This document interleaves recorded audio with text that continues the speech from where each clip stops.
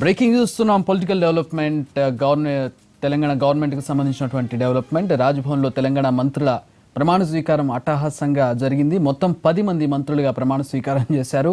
Governor Narasimhan వారి చేత ప్రమాణ స్వీకారం చేయించారు. ముందుగా ఇంద్రకరణ్ రెడ్డి మంత్రిగా ప్రమాణ స్వీకారం చేశారు. ఆ తర్వాత తలసాని శ్రీనివాస్ యాదవ్, జగదీష్ రెడ్డి, ఈటెల రాజేందర్, నిరంజన్ రెడ్డి, కొప్పుల ఈశ్వర్, ఎర్రబెల్లి దయాకర్ రావు, శ్రీనివాస్ గౌడ్, వేముల ప్రశాంత్ రెడ్డి, మల్లారెడ్డి మంత్రులుగా ప్రమాణ స్వీకారం చేశారు. అనంతరం నేతలు కేసీఆర్ వద్దకు వెళ్లి కృతజ్ఞతలు తెలిపి ఆయన ఆశీర్వాదం తీసుకున్నారు.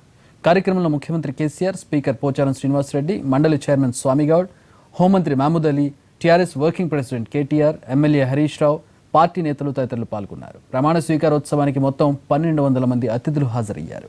శాసనసభ ఎన్నికల్లో విజయం తర్వాత డిసెంబర్ 13న సీఎం కేసీఆర్ మంత్రి మహమూద్ అలీతో మంత్రివర్గం ఏర్పాటైంది. తర్వాత 66 రోజులు అంటే దాదాపు 2 నెలల తర్వాత విస్తరణ జరిగింది. మంత్రివర్గ కూర్పుపై సీఎం సుదీర్ఘంగా కసరత్తు చేశారు.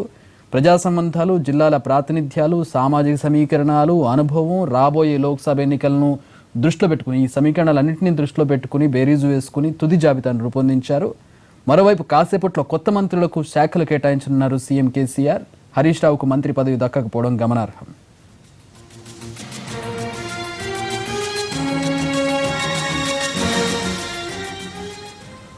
మరిన్ని మా ప్రతినిధి సోమగోపాల్ అందిస్తారు. సోమగోపాల్, మంత్రులకు శాఖల కేటాయింపుకు సంబంధించి అప్డేట్స్ ఏమైనా ఉన్నాయా? ఎవరెవరికి ఏ శాఖలు వచ్చే అవకాశం కనపడుతుంది? మరి కాసేపట్లోనే కొత్తగా ప్రమాణ స్వీకారం చేసిన 10 మందికి శాఖల కేటాయింపు జరగనుంది. బహుశా ఒక గంటలోపు ఈ ప్రక్రియ పూర్తయ్యే అవకాశం ఉంది. ఎవరికి ఏ శాఖ కేటాయించాలన్న దానికి సంబంధించి ఇప్పటికే ముఖ్యమంత్రికి స్పష్టత ఉంది.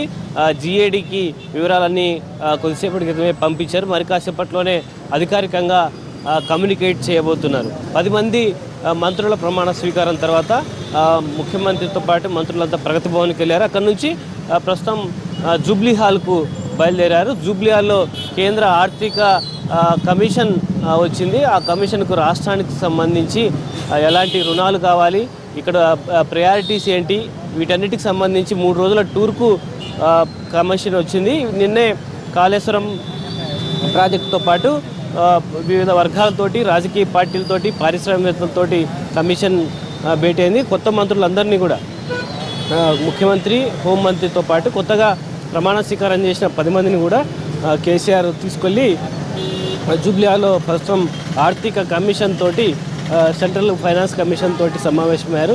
రాష్ట్రానికి కావాల్సిన నిధులు అలాగే తమ ప్రాధాన్యతలు కమిషన్కు వివరించబోతున్నారు. ఒక ప్రజెంటేషన్ కూడా ముఖ్యమంత్రి ఇవ్వబోతున్నారు.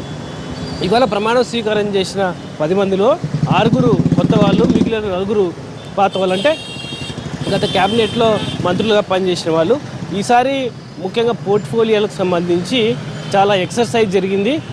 గత క్యాబినెట్ టైంలో హడావిడిగా మంత్రుల ప్రమాణ స్వీకారం జరిగింది. ఇప్పుడు ముఖ్యమంత్రి, హోంమంత్రి ప్రమాణ స్వీకారం తర్వాత, ప్రభుత్వం ఏర్పడిన తర్వాత దాదాపు 65 రోజులకు ఇవాళ కొత్త మంత్రులతో ప్రమాణ స్వీకారం చేశారు. ఈ గ్యాప్లో సిఎస్ అధ్యక్షతన ఒక కమిటీని వేసి ఒకే స్వభావం ఉన్నటువంటి శాఖల్ని ఒకే మంత్రి కిందకు తీసుకురావాలనే ఎక్సర్సైజ్ జరిగింది. ఫర్ ఎగ్జాంపుల్, వ్యవసాయ శాఖ, మార్కెటింగ్ శాఖ వేరువేరుగా ఉండేవి. వారి రెండింటినీ మెర్జ్ చేసి ఒకే మంత్రి కిందకి తీసుకొచ్చే విధంగా ఎక్సర్సైజ్ చేశారు. అలా చాలా శాఖల్ని విలీనం చేశారు, మరికొన్ని శాఖల్ని కుదించారు. ఈ ఎక్సర్సైజ్ అంతా పూర్తి చేసి కొన్ని కొత్త శాఖలు కూడా ఈసారి తయారు చేసినట్టు తెలుస్తుంది. అంటే తెలంగాణ రాష్ట్రంలో ఉన్న ప్రియారిటీని దృష్టిలో ఉంచుకొని సపరేట్గా ఒక మిషన్ భగీరథను ఒక డిపార్ట్మెంట్ కింద పెట్టినట్టు తెలుస్తుంది. ఇది సపరేట్గా ఒక మంత్రికి ఇచ్చే అవకాశం మనకు కనిపిస్తుంది.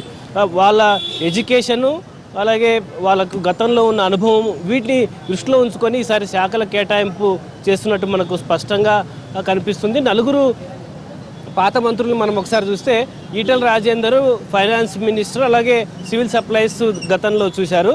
ఈసారి ఆర్థిక శాఖను ముఖ్యమంత్రి తన దగ్గరే ఉంచుకోవాలని ఆలోచిస్తున్నట్టు తెలుస్తోంది. 21వ తేదీ ఓటాన్ అకౌంట్ బడ్జెట్ను కూడా ముఖ్యమంత్రి సభలో ప్రవేశపెట్టే అవకాశం ఉన్నట్టు మనకు తెలుస్తుంది. అలాగే ఇరిగేషన్ చాలా ఇంపార్టెంట్ తెలంగాణలో. గతంలో హరీష్ రావు ఈ డిపార్ట్మెంట్ చూశారు. ప్రస్తుతం ఆయన క్యాబినెట్లో లేరు. ఇంకా 6 ఖాళీ ఉన్నాయి కాబట్టి ఫ్యూచర్లో ఏమైనా క్యాబినెట్ తీసుకుంటారేమో చూడాలి. కానీ ఇప్పుడు ఆయన లేడు కాబట్టి ఇరిగేషన్ డిపార్ట్మెంట్ ప్రయారిటీ అని దాన్ని తన దగ్గరే ఉంచుకోవాలని ముఖ్యమంత్రి ఆలోచనగా మనకు తెలుస్తుంది. మిగిలిన పాత మంత్రులను ఒకసారి చూస్తే జగదీష్ రెడ్డి గతంలో 2 శాఖలు చూశాడు, విద్యుత్తు అలాగే ఎస్సీ డెవలప్మెంట్. ఈ 2 శాఖలు ఆయన చూశారు. ఈసారి ఆయనకు విద్యుత్తు ఆయనకు ఉంచే మరొక కొత్త శాఖను ఎడ్యుకేషన్ కానీ మరొక శాఖను R&B కానీ ఆయనకు ఇచ్చే అవకాశం ఉందని తెలుస్తుంది. అలాగే ఇంద్రకరణ్ రెడ్డి గతంలో లా డిపార్ట్మెంట్ అంటే న్యాయశాఖ, దేవాదాయ శాఖ ఈ 2 చూశారు. ప్రస్తుతం గతంలో లక్ష్మారెడ్డి వైద్య ఆరోగ్య శాఖ చూశాడు. ఆయన క్యాబినెట్లో లేరు కాబట్టి ఆయనకు ఈసారి వైద్య ఆరోగ్య శాఖను ఇచ్చే అవకాశం ఉన్నట్టు మనకు కనిపిస్తుంది. అలాగే ప్రశాంత్ రెడ్డిని కొత్తగా క్యాబినెట్లోకి తీసుకున్నారు. ఆయన గతంలో మిషన్ భగీరథ వైస్ చైర్మన్గా పనిచేశారు. మిషన్ భగీరథకు క్యాబినెట్లో ఇంపార్టెంట్ ఇచ్చి దాన్ని ప్రత్యేకంగా ఒక శాఖ కింద చూడాలనుకుంటారు. దానికి వేముల ప్రశాంత్ రెడ్డిని నియమించే అవకాశం మనకు కనిపిస్తుంది. అలాగే ప్లానింగ్ వైస్ చైర్మన్గా పనిచేశారు గత క్యాబినెట్ టైంలో, గత ప్రభుత్వం టైంలో నిరంజన్ రెడ్డి. ఆయన తొలిసారి ఎమ్మెల్యే అయ్యారు. ఆయన్ను ఇప్పుడు మంత్రివర్గంలోకి తీసుకున్నారు. ఆయనకు ఒక కీలకమైన శాఖను ఇచ్చే అవకాశం ఉంది. ఒకవేళ ఫైనాన్స్ తన దగ్గర ఉంచుకోకపోతే ఫైనాన్స్ను నిరంజన్ రెడ్డికి ఇచ్చే అవకాశం ఉంది. ఆయన బాగా ఉన్నత చదివిన వ్యక్తి. దాన్ని దృష్టిలో ఉంచుకొని ఆయనకు కీలకమైన శాఖను కేటాయించే అవకాశం కనిపిస్తుంది. అలాగే వరంగల్ జిల్లా నుంచి ఎర్రబెల్లి దయాకర్ రావు తొలిసారి మంత్రి అయ్యారు. ఆయనకు అగ్రికల్చర్ ఇంట్రెస్ట్ అయిన ఆయనకు అగ్రికల్చర్ ఇచ్చే అవకాశాలు ఉన్నట్టు మనకు తెలుస్తుంది. ఒకవేళ ఆయనకు కాకపోతే అది నిరంజన్ రెడ్డికి ఇచ్చే అవకాశం, అగ్రికల్చర్ వాళ్ళిద్దరిలో ఎవరికొరికి ఇచ్చే అవకాశాలు ఉన్నట్టు చెప్తున్నారు. ఈటెల రాజేందర్ గతంలో ఫైనాన్స్, సివిల్ సప్లై చూశారు. ఆయనకు ఈసారి ఎలాంటి శాఖలు ఇస్తారనే దానికి సంబంధించి ఇంకా చర్చ జరుగుతుంది. ఈ క్యాబినెట్లో కూడా ఆఖరిలో ఆయన పేరు అనౌన్స్ చేశారు. ఆయనకు అంటే కేటీఆర్, హరీష్ రావుతో పాటు మరో విడతలో ఆయనకు క్యాబినెట్ ఇవ్వాలని ముందుగా ఆలోచించారు. అది చూడాలి. అలాగే రవాణా శాఖ గతంలో మంత్రి మహేందర్ రెడ్డి చూశాడు. మహేందర్ రెడ్డి ఈసారి ఓడిపోవడంతో రంగారెడ్డి జిల్లా నుంచి ఈసారి చామకూర మల్లారెడ్డిని క్యాబినెట్లోకి తీసుకున్నారు. ఆయనకు రవాణా శాఖను ఇచ్చే అవకాశాలు ఉన్నట్టు చెప్తున్నారు. అలాగే ఎడ్యుకేషను, దీనికి కూడా తెలంగాణ క్యాబినెట్లో బాగా ప్రయారిటీ ఉంది. అది కొంత ఉన్నత చదువుకున్న వ్యక్తికి చూసి వాళ్ళని కేసీఆర్ ప్లాన్ చేస్తున్నారు. దానికి సంబంధించి కొంత క్లారిటీ రావాల్సింది.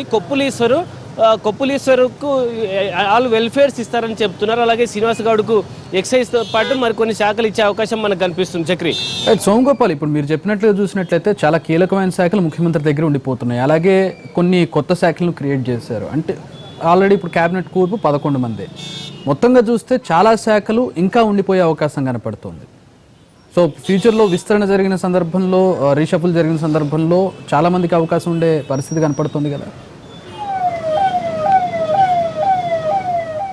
అంటే కొన్ని ముఖ్యమైన శాఖల్ని ముఖ్యమంత్రి తన దగ్గరే ఉంచుకొని వాటిని కొత్తగా మంత్రులు అంటే పార్లమెంట్ ఎన్నికల తర్వాత కేటీఆర్తో పాటు బీసీ సామాజిక వర్గానికి సంబంధించిన వాళ్ళు ఇప్పుడు కేవలం 3 ఉన్నారు కాబట్టి మరో 2కి ఇవ్వాల్సి ఉంటుంది. అలాగే ఒక ఎస్టీ సామాజిక వర్గం నుంచి ఒకరిని క్యాబినెట్లోకి తీసుకోవాల్సి ఉంటుంది. వాళ్ళ స్టడీ అలాగే వాళ్ళకు ఉన్నటువంటి అనుభవం ఈ రెండింటిని దృష్టిలో ఉంచుకొని శాఖల కేటాయింపు చేస్తారు. ప్రధానంగా ఉన్నటువంటి రెవెన్యూ అలాగే ఇరిగేషన్ లాంటి శాఖలు మాత్రం సీఎంకు ఇంట్రెస్ట్ ఉంది. అవి తన దగ్గర పెట్టుకొని వాటిని దారిలో పెట్టాలి. ఫర్ ఎగ్జాంపుల్ రెవెన్యూలో భూ రికార్డుల ప్రక్షాళన జరిగింది. దాన్ని ఆధారంగా చేసుకునే దేశానికి ఆదర్శంగా ఉన్నటువంటి రైతు బంధు పథకాన్ని పెట్టారు. అవి ఇంకా రికార్డులను సరిచేయడం కొంత పని మిగిలింది. దాన్ని తన దగ్గరే పెట్టుకుంటానని చెప్తున్నారు. అలాగే ఈ శాఖలో ఎక్కువగా అక్రమాలు జరుగుతుంటాయి, అవినీతి ఎక్కువగా ఈ శాఖలో ఉంటుంది. తన దగ్గర ఉంటే అధికారులకు కూడా భయం ఉంటుందనే ఉద్దేశంతో ఆ శాఖను కూడా తన దగ్గర ఉండాలని చెప్తున్నారు. గతంలో మున్సిపల్ తో పాటు ఇండస్ట్రీస్ అలాగే ఐటీ డిపార్ట్మెంట్ కేటీఆర్ చూశారు. వాటన్నిటిని ప్రస్తుతానికి తన దగ్గరే ఉంచుకొని ఎన్నికల తర్వాత జాతీయ స్థాయిలో వచ్చేటువంటి పరిణామాలు, రాష్ట్రంలో అప్పటికున్నటువంటి పరిస్థితులు, వీటన్నిటిని దృష్టిలో ఉంచుకొని నేరుగా కేటీఆర్ను ముఖ్యమంత్రి చేస్తారా, లేకపోతే ఆయన్ను కూడా తన క్యాబినెట్లో మరోసారి మంత్రిగా పెట్టుకుంటారా, వీటన్నిటి మీద పార్లమెంటు ఎన్నికల తర్వాత క్లారిటీ ఇచ్చే అవకాశం ఉంది. మిగిలిన శాఖలు ఇప్పుడు 10 మంది ప్రమాణ స్వీకారం చేశారు. వాళ్ళకు ప్రతి ఒక్కరికి 1 లేదా 2 శాఖల్ని కేటాయించబోతున్నారు. మిగిలిన శాఖల్ని తన దగ్గరే ఉంచుకొని మిగతా కేటాయింపులు చేసే అవకాశం ఉంది మనకు. Thanks for the update Som Gopal. అది మంత్రివర్గ కూర్పుకు సంబంధించినటువంటి మంత్రివర్గ శాఖల కేటాయింపుకు సంబంధించినటువంటి